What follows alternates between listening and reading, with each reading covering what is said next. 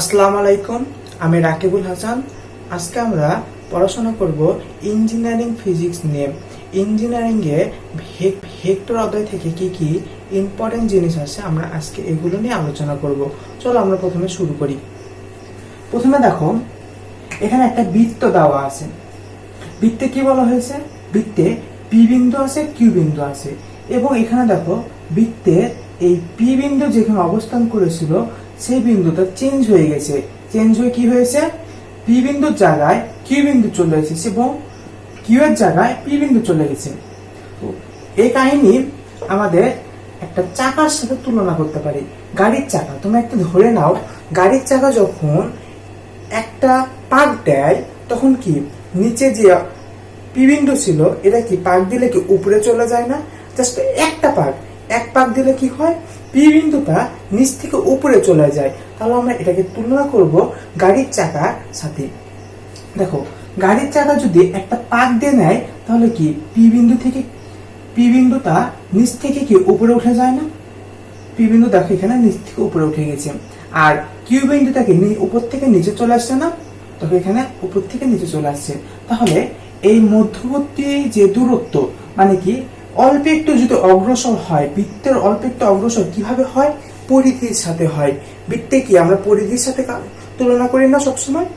বৃত্তের আমরা যে মনে করো বৃত্তের কি পরিধি আমরা কিভাবে তুলনা করি? বৃত্ত একটু দূর অগ্রসর হলে, বৃত্তাকার পথ একটু দূর অগ্রসর হলে কি এটাকে আমরা কি পরিধির সাথে তুলনা করি না? তো পরিধি কি? বৃত্তের পরিধি,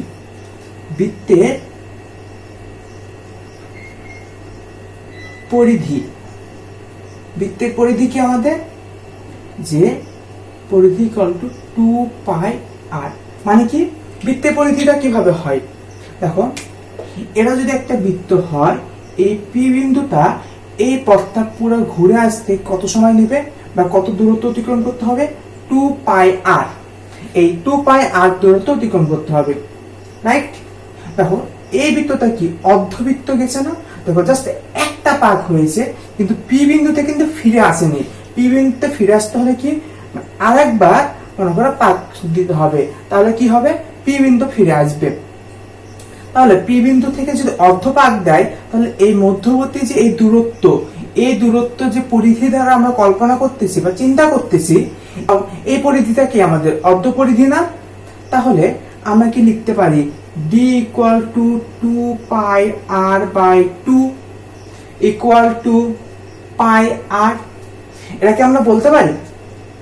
এটা যদি আমরা বলতে পারি তাহলে এই মধ্যবর্তী দূরত্ব যদি আমি ধরে নিই তাহলে d equal to কি আমাদের πr, আর এটা হচ্ছে কি বৃত্তের আমাদের ব্যাসার্ধ। এটা যদি আমাদের ব্যাসার্ধ হয়, এই পুরোটা কি আমাদের ব্যাস চিন্তা করতে পারি না? এই পুরোটা কি আমাদের 2r না? ব্যাস ইকুয়াল টু কি ব্যাসার্ধ প্লাস ব্যাসার্ধ, তাহলে কি আমাদের ব্যাস হয় না? তাহলে দেখো, এটা হলো কি আমাদের একটা 90 ডিগ্রি কোণ হয়ে যাচ্ছে। এটা যদি আমাদের 90 ডিগ্রি একটা কোণ হয় তাহলে এখান থেকে কি আমরা একটা রেখা কল্পনা করতে পারি না? তাহলে দেখো, এটা একটা সমকোণী ত্রিভুজ। সমকোণী ত্রিভুজকে যদি আমি একটা ভেক্টর দ্বারা প্রকাশ করি তাহলে দেখো, এটাকে আমরা একটা ত্রিভুজ সূত্র দিয়ে ব্যাখ্যা করতে পারি না? এটা আমরা নাম দিয়ে দিই এ বি সি। তাহলে দেখো, এইটা যদি আমাদের একটা সমকোণী ত্রিভুজ হয় তাহলে ত্রিভুজ এ বি সি হতে, ত্রিভুজ এ বি সি হতে আমরা কি পাচ্ছি? যে ত্রিভুজ সূত্র অনুযায়ী AB vector plus BC vector equal to কি এসি ভেক্টর। এই ভেক্টর গুলো আমরা একটা মান আছে না, বা এগুলোকে আমরা একটা মান দ্বারা প্রকাশ করতে পারি না? এসি ইকুয়াল টু আমরা পি বলতে পারি না? পি হচ্ছে কি মডুলাস মান। তাহলে দেখো, এসি এর মান যদি আমার পি মডুলাস হয় তাহলে কি সমকোণী ত্রিভুজে কি অতিভুজের উপর স্কয়ার ইকুয়াল টু কি ভূমির উপর স্কয়ার প্লাস লম্বের উপর স্কয়ার উপর √। সমকোণী ত্রিভুজে কি অতিভুজের উপর স্কয়ার ইকুয়াল টু কি ভূমির উপর স্কয়ার প্লাস লম্বের উপর স্কয়ার। তাহলে আমরা দেখো, এটা যদি মডুলাস মান নিই তাহলে কি আমরা পাই যে সমকোণী ত্রিভুজ এর আমরা কি পাই, সমকোণ ত্রিভুজ থেকে পাই অতিভুজ স্কয়ার ইকুয়াল টু কি, ভূমি স্কয়ার প্লাস লম্বের উপর স্কয়ার, পাই না? তাহলে এখানে অতিভুজ কত, পি, এটা হচ্ছে কি আমাদের অতিভুজ। তাহলে দেখো অতিভুজ যদি আমাদের পি হয় তাহলে আমাদের ভূমি কত, পাই আর এর উপর স্কয়ার প্লাস আমাদের লম্ব কত, 2r পুরো স্কয়ার ইকুয়াল টু আর এর মান কত আমরা জানি না, আর এর মান কত 50 সেন্টিমিটার, পাই ইন্টু 50 এর উপর স্কয়ার প্লাস 2 ইন্টু 50 এর উপর স্কয়ার। তাহলে আমাদের রুট করলে কত মান আসবে, 186.209 সেন্টিমিটার। তাহলে কি আমাদের সরণ কত, পি বিন্দুর সরণ, পি বিন্দুর সরণ কত 186.209 সেন্টিমিটার অ্যান্সার। দেখো অঙ্কটা প্রথমে কি খুব কঠিন ছিল না? কঠিন অঙ্ককে দেখো আমরা কিভাবে সহজ করলাম, একটা সমকোণী ত্রিভুজ কল্পনা করে অঙ্কটাকে সুন্দরভাবে সহজ করে আমরা লিখে ফেললাম যে 186.209 সেন্টিমিটার অ্যান্সার। এবার চলো আমরা দেখে ফেলি পরবর্তী অঙ্কতে কি বলা হয়েছে।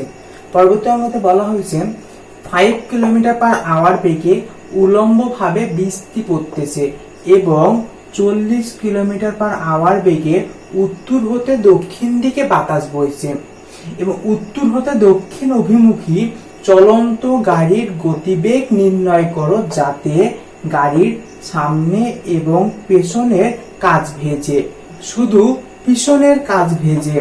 আর একটা কি বলা হয়েছে, শুধু সামনের কাচ ভেজে।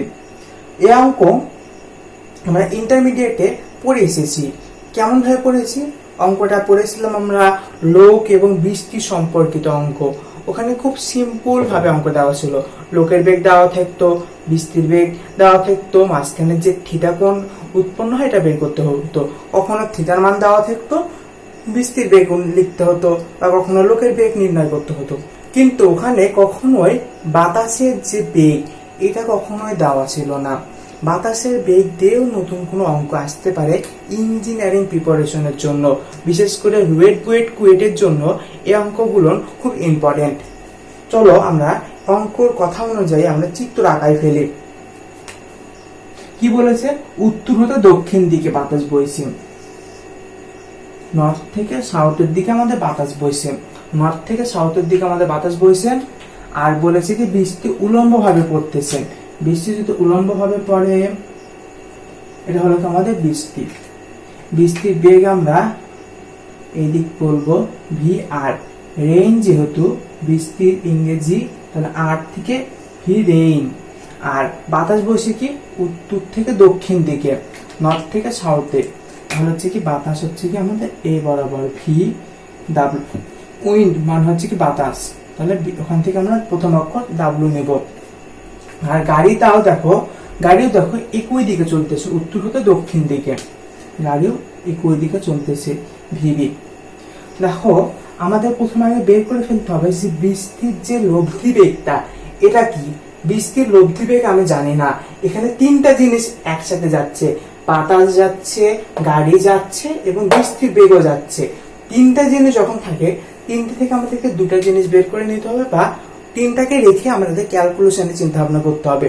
তো দেখো যে আমি যদি বাতাস এবং বৃষ্টির লব্ধি বেগটা নির্ণয় করতে পারি, মানে কি আমি বৃষ্টির লব্ধি বেগ মানে ভি বড় হাতে আর যদি আমি নির্ণয় করতে পারি, তাহলে আমার অঙ্কটা হচ্ছে কি একটু সিম্পল হয়ে যাবে।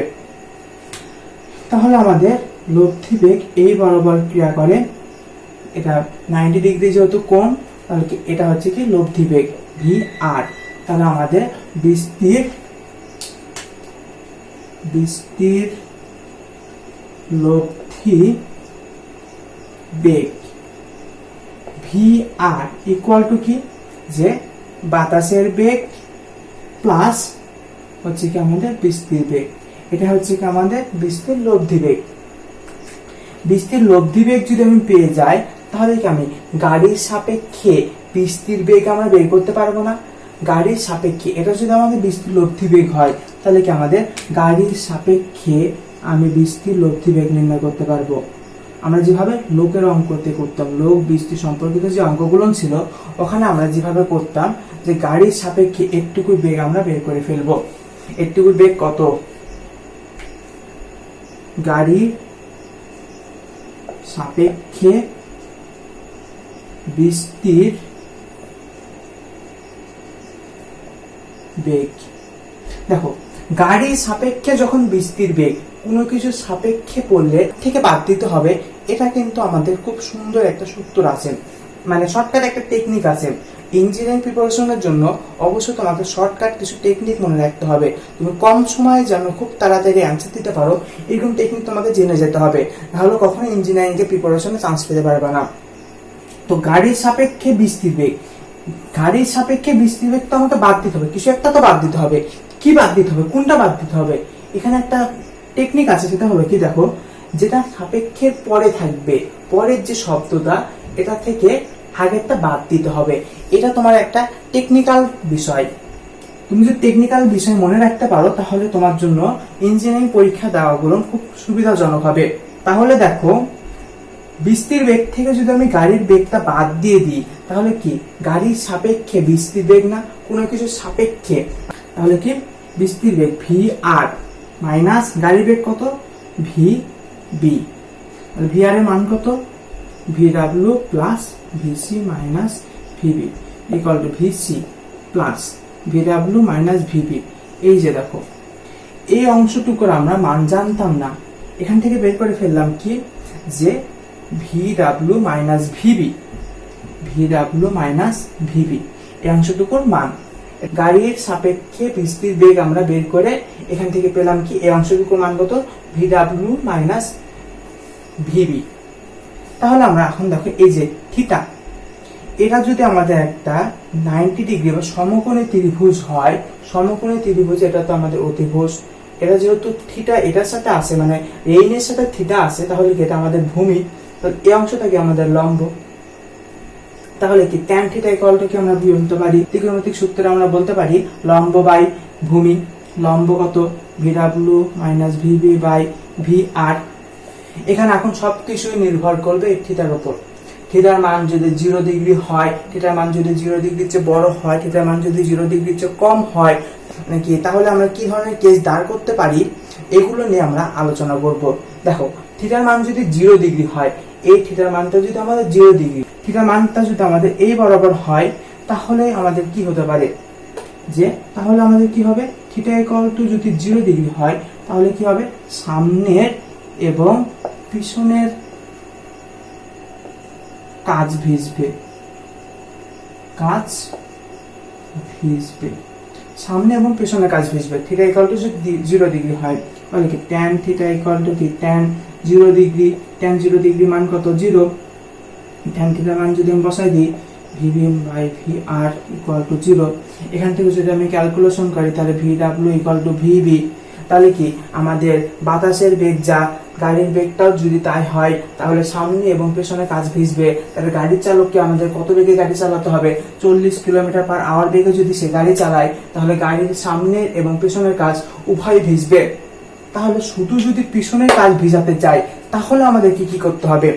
শুধু যদি পেছনের কাজ আমরা ভিজাতে চাই, তাহলে কি আমাদের থিটার মানটা কি 0 ডিগ্রির চেয়ে বড় ধরতে হবে না 0 ডিগ্রির চেয়ে ছোট ধরতে হবে? তুমি একবার চিন্তা করো, তোমার পেছন সাইডে তোমার হচ্ছে কি ভিজানো দরকার, বা তোমার দেহের পেছন সাইডটা যদি ভিজানো দরকার হয়, তাহলে কি তোমাকে কি করতে হবে? থিটার মানটা কি বড় করতে হবে না থিটার মানটা 0 ডিগ্রির চেয়ে ছোট করতে হবে? অবশ্যই দেখো, তুমি চিন্তা করে দেখো, যে এটা যদি আমার 0 ডিগ্রি কোণ হয়, তাহলে কি থিটার মানটা কি আমাকে এই বরাবর বৃষ্টি করতে হবে। এই বরাবর যদি আমাদের বৃষ্টি ফেলাতে হয়, তাহলে কি আমাদের থিটার মানটাকে বড় করতে হবে। তাহলে পেছনের দিকে যদি আমি ভেজাতে চাই, বা গাড়ির পেছনের অংশ যদি আমি ভেজাতে চাই, তাহলে কি থিটার মানটাকে 0 ডিগ্রির চেয়ে বড় হতে হবে। তাহলে কি 2 নম্বর শর্ত কি আমাদের, 2 নম্বর অঙ্কের জন্য থিটা গ্রেটার দেন 0 ডিগ্রি। তাহলে দেখো, ট্যান থিটা আগের মতন আমরা যদি বসাই ফেলি, tan theta equal to 0 equal to V W by VB V R greater than 0। এখান থেকে যদি আমি বের করে ফেলি যে V W greater than VB, মানে কি দেখো, যে গাড়ির বেগটা যদি কম হয় বাতাসের বেগের চেয়ে, মানে 40 কিলোমিটার/আওয়ারের চেয়ে যদি গাড়ির বেগ কম হয়, যদি মনে করো 39 কিলোমিটার/আওয়ার হয় বা 39.99 কিলোমিটার/আওয়ার হয়, তাহলে কি গাড়ির পিছনের কাঁচটা ভিজবে। এটা হচ্ছে কি, আর কিছু একটা ক্রিটিক্যাল পজিশন আছে, ক্রিটিক্যাল পজিশনটা আমরা কি করব, বাদ দিয়ে ফেলবো। ক্রিটিক্যাল কিছু অ্যাঙ্গেল আছে, যেটা দেখো যে এই বরাবর যদি বৃষ্টি পড়ে, মানে কি বৃষ্টিটা যদি এই বরাবর পড়ে, এইসব অ্যাঙ্গেল গুলো আমরা কি বাদ দিয়ে ফেলবো। তাহলে কি আমাদের পেছনের কাজ যদি ভিজাতে চাই, তাহলে কি গাড়িটাকে আমাদের কি 40 কিলোমিটার/আওয়ারের বেগের কম বেগে চালনা করতে হবে, মানে কি ভি বি লেস দেন 40 কিলোমিটার/আওয়ার। তাহলে কি হবে, আমাদের পিছনের কাজ ভিজবে। তাহলে কি আমাদের সামনের কাজ যদি ভেজাতে চাই, তাহলে একটা পজিশনে থাকলো, তাহলে কি আমাদের এই মানটা কি করতে হবে, 0 ডিগ্রির চেয়ে ছোট অ্যাঙ্গেলে চালাতে হবে। তাহলে এটা আমাদের কি 3 নাম্বার অঙ্ক। দেখো 0 ডিগ্রির চেয়ে যদি আমি ছোট অ্যাঙ্গেলে চালাই, তাহলে সবকিছু সেম থাকবে, আমাদের শুধু 0 ডিগ্রির চেয়ে আমরা শুধু ছোট অ্যাঙ্গেলে চালাই, দেখো সবকিছু ঠিক থাকবে। 3 নাম্বার অঙ্কের জন্য গেলে চালাই, তাহলে শুধু পেছনের সামনের কাজ ভেজানোর জন্য 3 নাম্বার অঙ্কটা কি আমাদের সি নাম্বার অঙ্ক। সেটা হচ্ছে কি, আমাদের tan থিটার মান যদি আমাদের 0 ডিগ্রির চেয়ে কম হয়, 0 ডিগ্রির চেয়ে যদি কম হয়, তাহলে কি আমাদের গাড়ির বেগটা, মানে কি ড্রাইভারকে বলতে হবে যে আপনি গাড়ির বেগ 40 কিলোমিটার/আওয়ারের চেয়ে বেশি চালান, তাহলে কি গাড়ির সামনের অংশটা ভিজবে, মানে কি সামনের কাজ যেটা থাকবে সেটা হচ্ছে কি ভিজবে। তাহলে কি ভিবি গ্রেটার দেন 40 কিলোমিটার/আওয়ার। তাহলে কি হবে, আমাদের 40 কিলোমিটার/আওয়ারে যে যদি আমি বেশি বেগে গাড়ি চালাই, তাহলে কি আমাদের গাড়ির সামনের কাজটা ভিজবে। এরপরে অঙ্ক দেখো, আমাদের কি বলা হয়েছে, স্রোত যুক্ত একটি নদীতে স্রোতের বেগ 3 মিটার/সেকেন্ড, সোজাসুজি নদী পার হওয়ার জন্য মাঝি নৌকাকে 6 মিটার/সেকেন্ডে চালনা করলো। নদীর প্রস্থ 1.5 কিলোমিটার। কি কি নির্ণয় করতে বলেছে, লব্ধি বেগ নির্ণয় করো, ন্যূনতম সময়ে নদী পার হতে সময় নির্ণয় করো, ন্যূনতম দূরত্বে নদী পার হওয়ার সময় নির্ণয় করো। আলফা যদি 90 ডিগ্রি হয়, তখন লব্ধি বরাবর নৌকাটি কত দূর অগ্রসর হবে নির্ণয় করতে হবে। প্রথমে চলো আমরা লব্ধির বেগ নির্ণয় করি। তো আমরা উপরের লেখা অনুযায়ী আমরা আগে চিত্র আঁকাই ফেলি।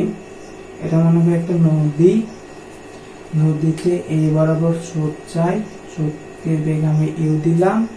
সোজাসুজি যদি নদী পার হতে হয়, সোজাসুজি যদি আমাদের নদী পার হতে হয়, তাহলে নৌকাকে 90 ডিগ্রি অ্যাঙ্গেলে বেশি কোণে পাঠাতে হবে। এটা আমাদের ধরে নিলাম যে হচ্ছে কি আমাদের নৌকার বেগ দেওয়া আছে 6 মিটার/সেকেন্ড, এটা হচ্ছে 3 মিটার/সেকেন্ড। তো আমাদের এটা হলো আলফা, এটা হলো 90 ডিগ্রি, সবকিছু আমরা জানি। দেখো তো এখানে আলফাটা আমাদের অজানা, তো আলফা বের করার জন্য আমাদেরকে কি করতে হবে, স্রোতের দিক বরাবর উপাংশের সূত্র ফেলতে হবে। কি করব, স্রোতের দিক বরাবর উপাংশের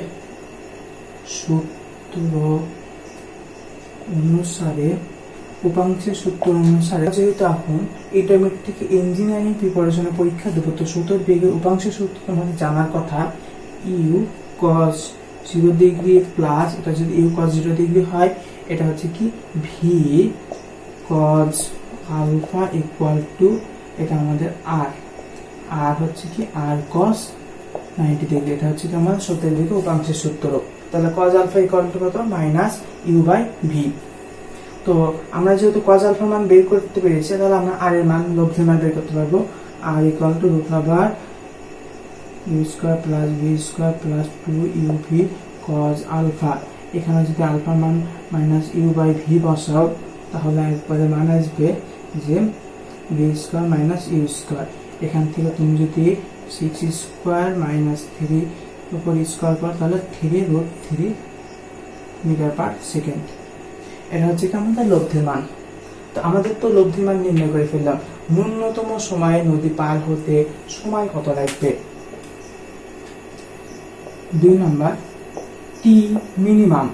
তুমি জানো যে এই পুরোটুকুর ডিস্টেন্স কত ডি ইকুয়াল টু 1.5 কিলোমিটার। ঠিক আছে, টাইম যখন মিনিমাম, আমরা সূত্র কি জানি, ন্যূনতম সময় নদী পার হওয়ার জন্য সূত্র জানি D by V sine theta. Theta যখন 90 ডিগ্রি হবে টাইম একবারে মিনিমাম হবে, তাহলে কি টাইম একবারে যখন মিনিমাম হবে তখন D by V sine 90 degree. V এর মান কত? ভি এর মান হলো কি আমাদের 6 metre per second, 6 metre per second. তাহলে কি 1.5 ইনটু 3, মানে এটা কিলোমিটারে দেওয়া আছে। অনেকে ইঞ্জিনিয়ারিং পরীক্ষা তাড়াহুড়া করার জন্য এই কিলোমিটারটাকে মিটার করতে ভুলে যাবে, এই জিনিসটা খেয়াল রাখবা। তো এখান থেকে আমার টাইম আসবে 100-250 সেকেন্ড অথবা 4 মিনিট 10 সেকেন্ড। এটা হয়ে গেল আমাদের 2 নম্বর অঙ্ক। তো পরবর্তী দুটো অঙ্ক দেখার জন্য আমাদের পরবর্তী লেকচারে অপেক্ষা করো। আমরা তোমাদের সময় তোমাদের পাশে আসি। করোনার এই মুহূর্তে তোমরা বাড়িতে থাকো, নিরাপদে থাকো এবং সবসময় আমাদের সাথে থাকো। তোমাদের যদি ভিডিওটা ভালো লেগে থাকে তাহলে আমাদের চ্যানেলকে সাবস্ক্রাইব করো এবং পাশে থাকা বেল আইকনটা ক্লিক করে ফেলো।